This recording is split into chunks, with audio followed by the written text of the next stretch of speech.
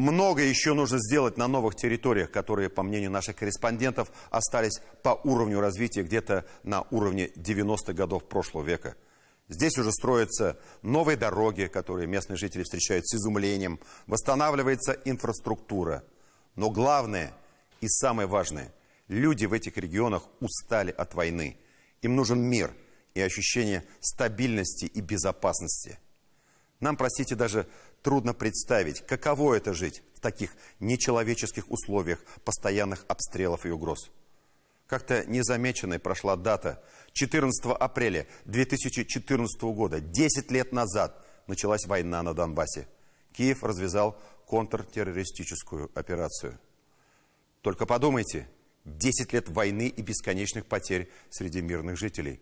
Целое поколение уже выросло под вой снарядов, с ощущением, что утром они могут не проснуться. Разве мы можем разочаровать или предать их? Ну, конечно же, нет. Специалисты из Татарстана активно работают на новых территориях и вносят важный вклад в строительство новой жизни. Ленар Валиулов и Андрей Ключников о воинах второго эшелона.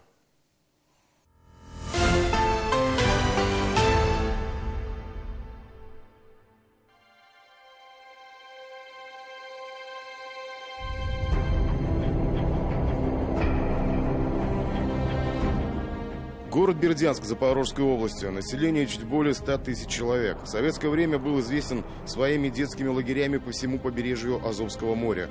За время незалежности, а это 30 лет, советская поизносилась, про детей забыли, а чайки улетели в Таганрог. Там интереснее и побогаче. Именно в Бердянске к 1 июня будет отреставрирован первый в новых регионах круглогодичный образовательный центр по работе с молодежью «Маяк». На сегодняшний день мы должны не только строить детские сады, не только строить дома жилые, не только строить дороги. Мы должны не только строить, мы должны еще и воспитывать. И вот, наверное, совершенно правильное решение было принято. Вот строить гуманитарные центры, в рамках которых мы молодежь воспитываем.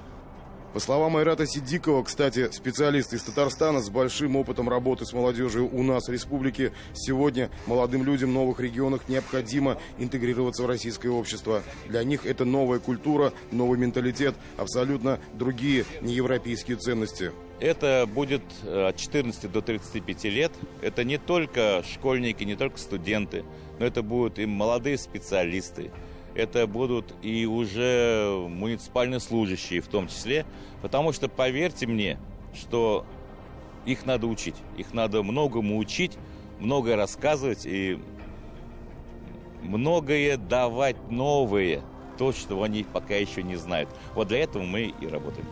Сейчас строительные работы первого этапа восстановления некогда большого лагеря, построенного еще в советское время, подходят к концу. Предполагается, что с началом лета центр готов будет принять порядка 300 человек. До конца года центр восстановят полностью. Это будет полноценный комплекс, где в этом году уже запланированы 4 мероприятия федерального уровня. Каждому, получается, корпусу будут своя визуализация цветовая. Соответственно, в этом корпусе будет сине-красная. В следующем корпусе будет желто-оранжевая. И везде есть как спортивные высказывания, так и литературные будут на стенах. Социальная работа с молодежью проводится и в наших подшефных городах, в Лисичанске и Рубежном. Учитывая богатый опыт в сфере развития спорта среди молодежи Татарстана, наши специалисты этот же опыт хотят реализовать и здесь. В результате боевых действий спортивная инфраструктура города была разрушена, и у детей не было возможности реализовать свой досуг. Но это не преграда. По указанию Раисы Республики в Лисичанске постепенно идет восстановление спортивных объектов. И у детей есть уже возможность сегодня ходить в первый отремонтированный спортзал. В этом спортзале занимается довольно много детей. Я еще работаю тренером по гимнастике спортивной, так как у меня уже на сегодня было 40 человек. Ну, детки растут, уже за год очень много детей будут. И мальчики, и девочки. Также занимаются айкидо. У нас тоже очень много деток ходит. Также ходят силовой тренинг, детки занимаются, качаются. Ну, задействованы большая масса города детей.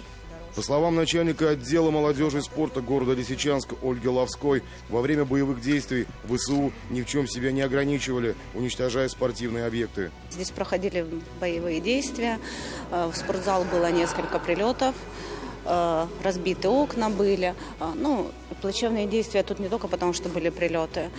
Здесь у нас жили военные ЗСУ, поэтому часть матов ушла, часть оборудования нашего ушла. Вот как бы маты использовались вместо матрасов и покинули наш спортзал. Ну и, естественно, конечно, разрушение в результате именно прямого попадания снарядов. По традиции в реализации спортивных проектов активное участие принимают и медийные личности. Например, Лисичанск и Рубежное посетил экс-нападающий казанского Акбарса Данис Зарипов. Он лично привез спортивный инвентарь для детей и пообщался с юными спортсменами. Хочется сейчас как-то совместно выработать ту программу, которая поможет им увеличить тренировочный процесс, так как вижу по их глазам, сейчас пообщались, я вижу, очень хотят, очень не хватает этого. Дети, которые 1,5 года были лишены радости детства, радости возможности заниматься спортом, сейчас ее приобретают, как я уже сказал, благодаря нашим именитым землякам.